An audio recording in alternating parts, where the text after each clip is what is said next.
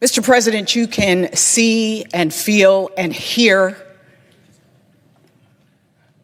the anger, the disappointment, the concern for the future of our country. Senator Alex Padilla is probably one of the first people that took time to sit down with me as a freshman senator, to prepare me for this job. He serves this body and his state with intelligence and with grace and with poise. And so to see my colleague pushed, manhandled, taken to the ground, arms put behind his back, this person who anyone who meets will say is more of a gentle giant than someone who deserves that kind of treatment. It blows my mind. I think that's the thing. I am shocked. I am numb. I am angry.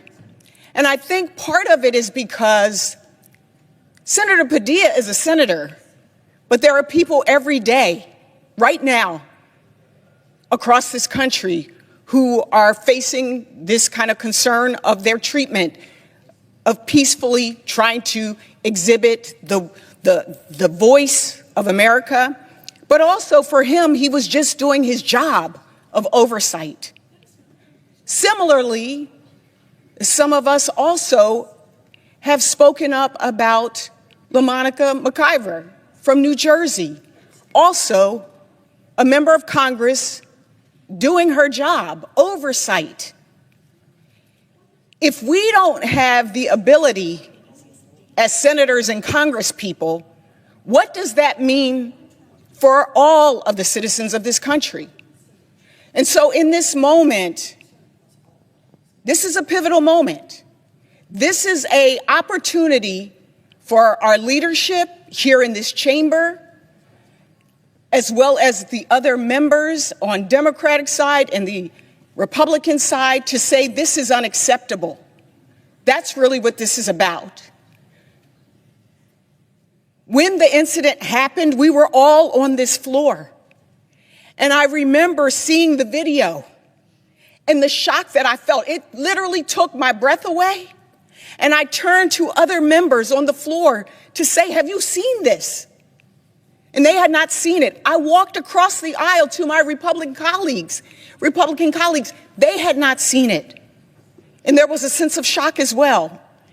And so what remains to be seen is what we do with that shock, what we do with that indignation, what we do with the fact that Alex Padilla was doing his job on behalf of his constituents and on behalf of this country.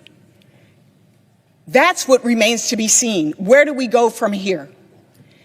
And so you have heard folks talk about free speech, peaceful assembly, the ability to do our jobs of oversight. But ultimately, what this is about the foundation of this country. And so I'm just shaking my head. I'm shaking my head, but I'm also resolute in the fact that we were called here for this moment. As bad as things may be, as bad as they may seem, we were called here for such a time as this. And the question is, what do we do with this time? And so, Mr. President, I ask my colleagues, again, on both sides of the aisle, to speak up against not only this incident, but the incidents that we are seeing across this country. I ask my colleagues to come together on behalf of not only the American people, but the democracy on which this country stands.